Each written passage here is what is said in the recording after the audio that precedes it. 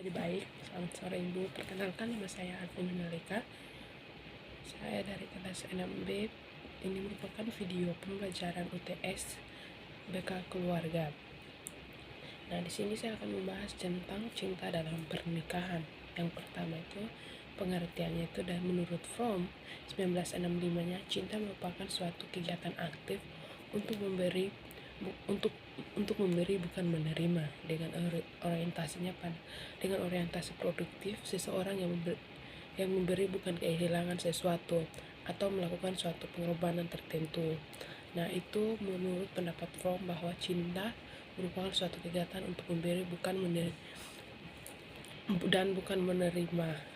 Nah, cinta yang dewasa adalah pernyataan dalam kondisi tetap memelihara integritas dan individualitas seseorang. Itu juga menurut Fromm dalam bukunya di 2014. Nah, seseorang yang mampu mencintai secara produktif berarti ia mencintai dirinya juga. Jadi di sini bagaimana kita mencintai orang lain. Cinta dalam pernikahan itu tidak hanya kita mencintai dia hanya karena penampilannya atau apa. Nah, cinta yang produktif itu kita sudah mencintai diri kita dulu, baru kita mampu mencintai orang lain secara produktif yang benar. Artinya cinta itu pertama-tama dilakukan dalam diri sendiri, baru setelah diri sendiri kita dicintai secara sepenuhnya oleh kita sendiri, baru kita bisa mencintai dan menerima orang lain, bukan hanya pada satu pihak atau pihak-pihak tertentu saja. Nah, ada juga unsur-unsur cinta.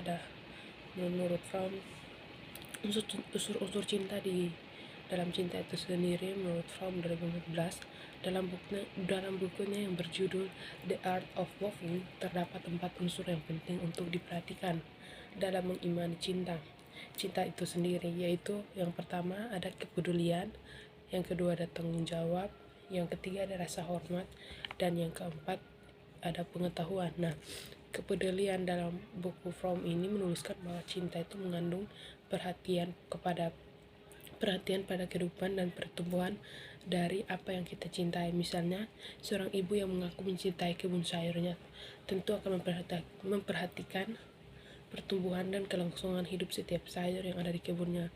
Itu merupakan contohnya. Nah, contoh cinta dalam pernikahan yang itu ketika seorang istri mempedulikan segala kebutuhan yang ada dalam seorang suami, dan sebaliknya suami juga melihat kebutuhan apa saja yang dibutuhkan oleh seorang istri.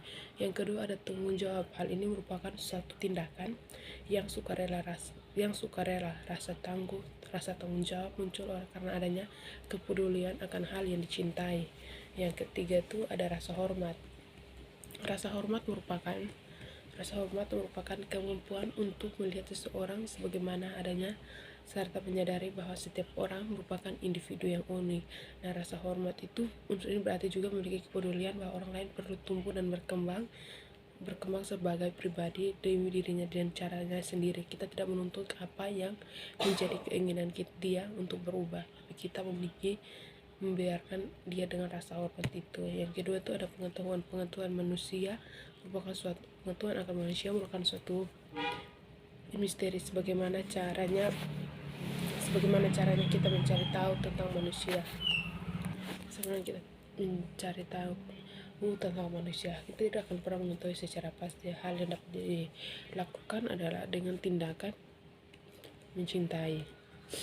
Nah, keempat unsur tersebut sangat berkaitan dengan satu dengan yang lain, dan sesungguhnya penerapannya menjadi dasar percintaan yang sesungguhnya. Nah, yang keempat itu ada cinta rasional. Bagi kebanyakan orang, cinta adalah lambang dari tergugahnya perasaan indah karena sering tak bisa diterapkan dengan logika, bahkan kadang-kadang malah menentang logika. Sedangkan cinta rasional itu disadari sepenuhnya, dikehendaki, dan yang terpenting cinta ingin menggapai tujuan kemanusiaan yang luhur. Nah, pengertian dari cinta rasional yang diharapkan menjadi kontraks dengan pengertian cinta sebagai terbuatnya emosi saja.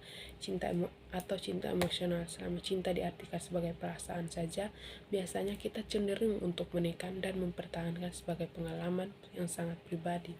Nah, sedangkan cinta yang rasional itu di mana perasaan dan logika itu berjalan bersama atau seimbang.